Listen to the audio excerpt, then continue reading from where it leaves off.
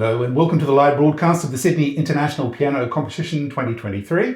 And joining me now is one of the professional musicians who comes in to play chamber music with the various competitors here, none other than the concertmaster of the Sydney Symphony Orchestra, Andrew Haveron. Thank you so much for finding some time, Andrew. My pleasure. Yeah, chamber music is not particularly new to you, is it? Having spent all those years in a quartet and all the various aspects of it all, how does it vary for you going from leading an orchestra to performing either, in this case, one-on-one, yeah? Well, it's one of the things that I find is misunderstood by the music profession at large. Not the music profession, but there is an opinion that there is a big difference between orchestral playing and solo playing and sonata playing and quartet playing and so on. At the end of the day, if with more than one line of music, they have to line up vertically. They have to speak, they have to and make sense on the horizontally, but they also have to align vertically, as if you'd like, looking at a score.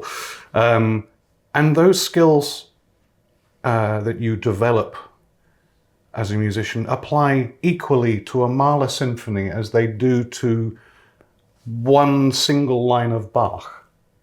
And I see the world as one big bit of chamber music, to be honest. That's who I am. That's how I feel. I'm equally concerned about the second flute part of a symphony being together with the, and communicating in that way as I am, a violin and piano as today, aligning and singing off the same hymn sheet in all sorts of ways, and it's where I'm most comfortable in music, and what I most enjoy about being a musician is, forgive me, but communicating without words, communicating with music. It's one of the joys that we get to experience that other people who don't play music for a living or even for a hobby don't ever get to experience, I think. Yeah, it's been connected, actually, isn't it, in a very special way, and like you say, without words. Without any bias or politics or difference of opinion coming into it at all. There are plenty of differences of opinion, but when you're actually performing the music, that's those disappear somewhat, and That's very special, and it's of course when you sit down now. Well, you don't sit down; you're standing, of course. But when you come in to work with a pianist, and you start to rehearse with that pianist for the first time, as you do, you haven't met any of these candidates before. So there's not even time for chats, but there's no time for talking, is there? Not really. You have to just play. Yes. How soon do you know into your rehearsal whether this is going to work with that person or not? It can vary. Sometimes just saying hello, before we've even played a note, you can just sort of sense that this person is communicative or that they are outgoing, and that's going to be easy. But then some people can take on a different persona through their instrument than through human communication.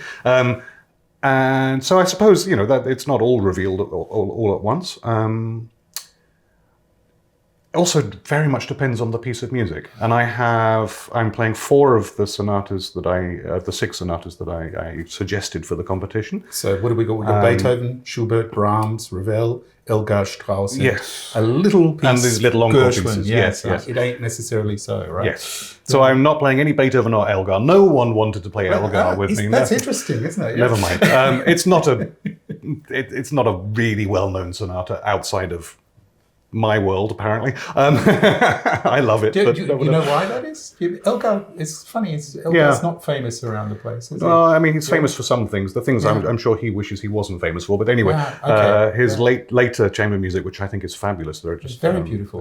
Really, the violin sonata, the string quintet, pieces sort of thing too, and the piano quintet. Yeah. Again, I've been trying to get people here to play the piano quintet for a long time. I didn't know he wrote one. It's fabulous. Anyway, never mind. We're not playing Elgar. A lot of the contestants have chosen the Ravel sonata, which is interesting. Clearly, Ravel was an excellent pianist and composer for the piano. So many incredible piano showpieces, concertos, and so on. So the piano is definitely his domain. So if you're in a piano competition, it would make sense to go with Ravel. They know where they are with that, and that's a clear. I understand that. However, his violin sonata, he himself said, that he was trying to not prove, but work with the fact that he doesn't think the violin and the piano go together at all as a combination. You know, they don't really blend. They don't really say the same thing. So his sonata is very much, there's a violin part and there's a piano part, and they happen at the same time. But there's not a great deal of interplay between the two instruments, other than the music happening simultaneously, and that's what makes it an extraordinary piece. Actually, it's great in that way. But I play my thing and they play their thing, and as long as we both have enough character and joy in what we're doing, then it works beautifully. So but there are a lot of different elements in there, aren't there? There's a whole jazzy blues Yes. idea. I mean, he really experimented. For somebody who didn't like the combination, he experimented a lot. He experimented. Well, that's But and then you get to the last movement, which is the Moto Perpetua, and the violin just takes off with semiquavers for several pages, and I'm doing my thing, and the piano is actually playing all the actual music. You know, the characters and the other things that fly around. So you know, as long as we don't fall off, that's you know. Well, I'm not underplaying it. There's a lot to be performed in the piece, and that's a great joy. You know, of there's a lot of performance elements that, and you can rehearse these things, but actually it's in the spur of the moment in front of an audience where, you know, some sparks fly, and that's great. However, one of the other works, just off the top of my head, the Schubert duo sonata, that's a very different beast. You know, it's such a beautiful piece. And absolutely it's stunning. Not played all that often. I suppose not. In the last years, I've been playing it quite a bit here with Simon Tedeschi, and I have been performing it on a regular basis. We have a recital that we've been doing the last few years, and that very much, you have to say the same thing, you know, and talk about trills and ornaments and phrasing and where things are, you know, where the music is going to and how it's shaped. There are lots of different choices to be made in that kind of music. Obviously, we're performing on modern Steinway, modern grand pianos, not just Steinways, lots of three different ones, rather than the sort of piano that Schubert was writing for. So there are those choices to make, and, you know, where do we sit in our interpretation, whether it's the, you know, more period-informed style or acknowledging that we have this more modern instrument, predominantly the piano, and enjoying that, and therefore allowing the interpretation to. I guess that's something you have to discuss with the pianist then a little bit. Yeah? Well, it's the kind of discussion that happens without words. Again, it's as soon as somebody starts playing in a way, you can tell their musical proclivities, if you like, you know, whether they're, you know, imitating a forte piano, or whether they're, you know, we're going for more lyrical, more this, that. There are lots of different elements in Schubert, especially that you can lean towards, if you like. But Carter did a beautiful job with that piece yesterday. And on you know, the same amount of rehearsal as everyone, it's quite limited. So we didn't. It's what you get, about an hour and a half, right? Yeah. Yes, which is not much for a huge sonata. It's not much, no. How much would you normally have if you were rehearsing? I mean, you have pianists with you who work, and, you know, you basically pull out the repertoire again. But a new pianist. Well, that's the thing. I mean, we would do a couple of days of rehearsal, probably more than one sonata as well. So you're building up a whole recital program. And getting to know that other person. Yes, exactly. All the time. And that's the joy of when you get to know the more complete musician, not just in one piece of music, and then hopefully performing it more than once. And the first time, you hope it's going to go well, but you learn a lot from that first performance, which of course we don't ever get that. We don't ever get to use that experience in this competition scenario. We get one performance, and you know, I'm sure the next time would be different, but never mind. That's the way it goes. That's the way it goes, yeah. You mentioned, of course, already right at the beginning, you said there's not that much difference between, you know, how you play in an orchestra or how you play as a chamber musician. However, two instruments, you have a piano and you have a violin.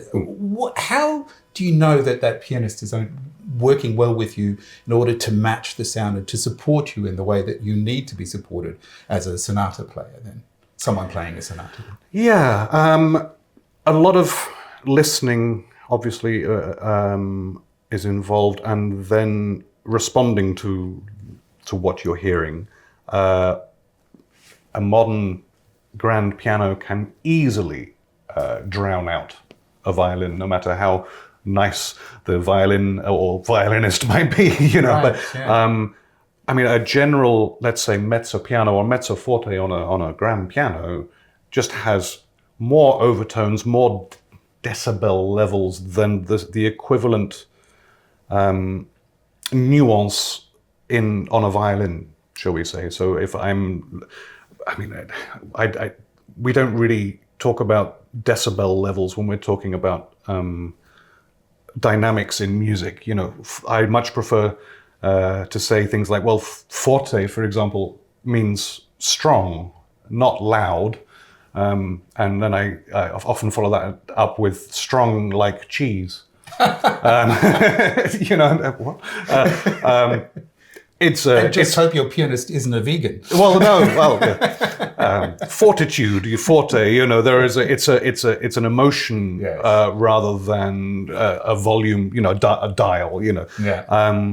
and similarly, piano can be soft like velvet, or softly spoken, or you know, it's more of an emotional content to music, and of course, so how loudly. If you actually measure the decibel level between a violin and piano, that's when this becomes quite interesting, because you know a pianist playing piano, playing softly, would generate just more sound, and if the violin matched the emotional intensity or lack of, it would probably be too quiet. So you have to pitch the actual volume a little louder, but without altering the emotional content of your playing. So you have to sort of balance each other, not only in decibels, but also just making sure that you're not ending up shouting. You know, Right. you have to. It's like a stage whisper sometimes. You know, where you're trying to speak calmly, but making sure the back row can hear. You know, and there's a skill to that. And so.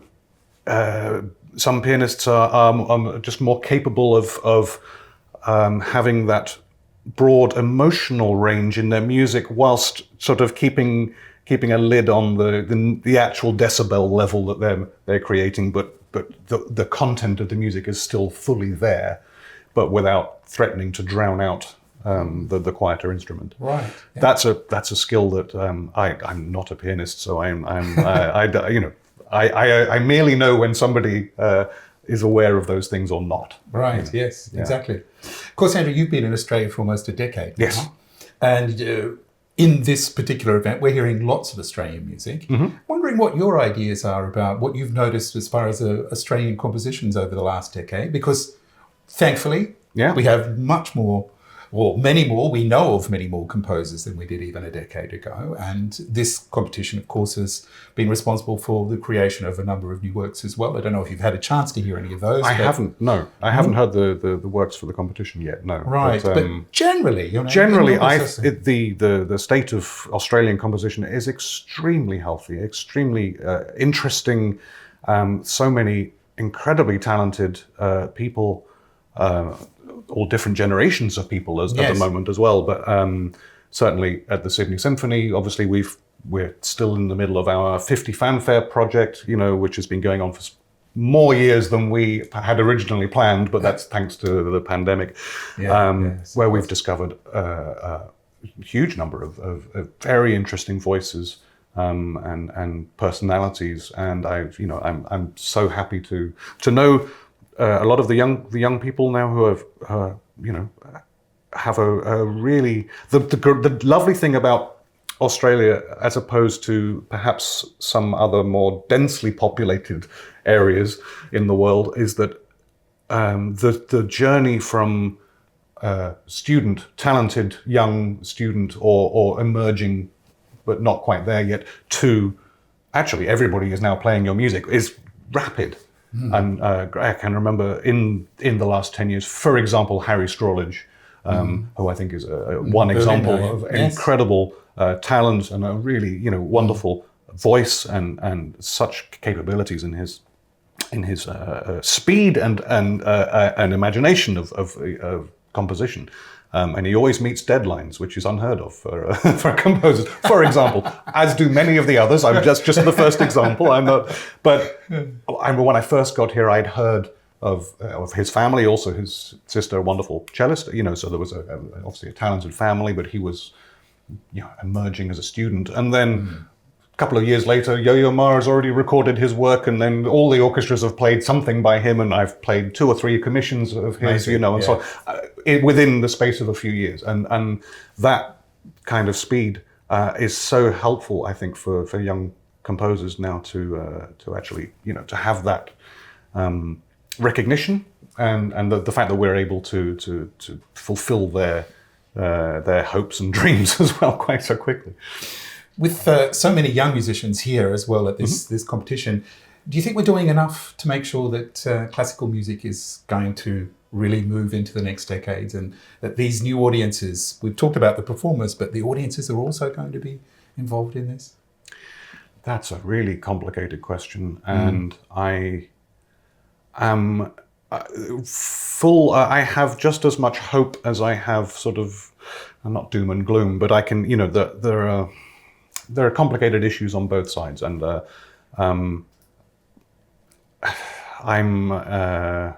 I feel old sometimes. I feel like I'm a dinosaur on the one hand, but actually when I see the enthusiasm for the arts in general and acoustic music, art music, and people willing to go to places in new ways that maybe are not the boxes that I would tick, because I'm a couple of generations above the people. Yes, yeah. And we always, when you're growing up as a student and you have dreams of a career, you're always looking at the past.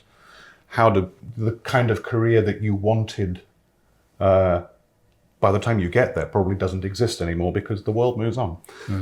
So the places are very different.